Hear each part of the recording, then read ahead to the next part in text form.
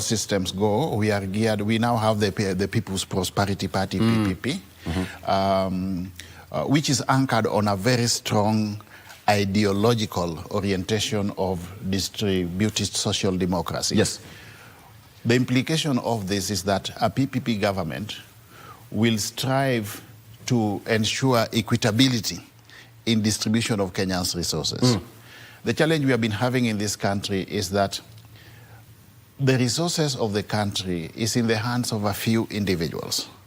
So much so that even when we have economic growth, that economic growth is not translated into economic development. It does not translate into a rise in the standards of living of the people at the grassroots. This is the paradigm that we want to shift. We want to ensure that there is equity and equitability in distribution of Kenyan resources, so that those who benefit from the resources of this country primarily should be the value chains at the grassroots. Yes. Those who are actually the backbone of the economy. Today you find the farmers thriving, you find the fishermen striving, but the benefits accrue to other people within the top echelons, the so-called merchants of business. So we really want to facilitate equitability in distribution of resources so that everybody gets rewarded to a level commensurate with their contributing component towards growth of the Kenyan economy. That sounds like a very soft approach, because when you talk about resources and distributed equally amongst Kenyans, that sounds like not equally. It's equitability. There's a difference between equally and equitability. I stand corrected. Yes. But that sounds so soft that it touches the softest part of every Kenyan. Yes. Emotionally speaking. Yes. Most of the presidential candidates will say the same thing. Yeah. How will you do it differently? Well, there's difference between theory and practice. What I say is what I do. If I've got a plan before I join the government, it's the plan that I'm going to implement when I get elected. And that is the problem I have with the legacy politicians, because they make all sorts of promises during the campaign, but when they get into government, it's a different ballgame. Okay. Yeah, and that's why I really believe that Kenyans should elect transformational leaders, leaders who really want to address the challenges facing the common mwananchi. Today, talk to any Kenyan in any part of the country.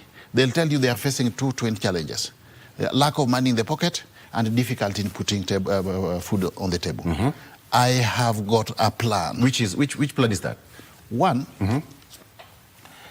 in my well-considered opinion as an economist, I believe the lack of money in their pocket is a function of a punitive taxation regime.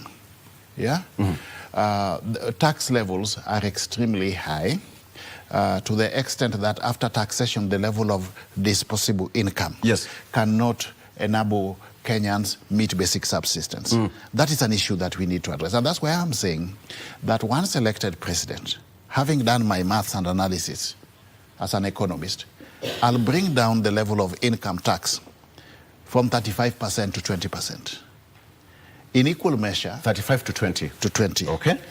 In equal measure, I'll bring down the level of VAT from 16% to 10%, because VAT is a major contributor towards the high cost of living index. The spiraling prices is a result of high level of VAT. If you buy sugar, there's a VAT in it. If you buy salt, there's a VAT in it. All these basic essential commodities, their prices are high because of VAT.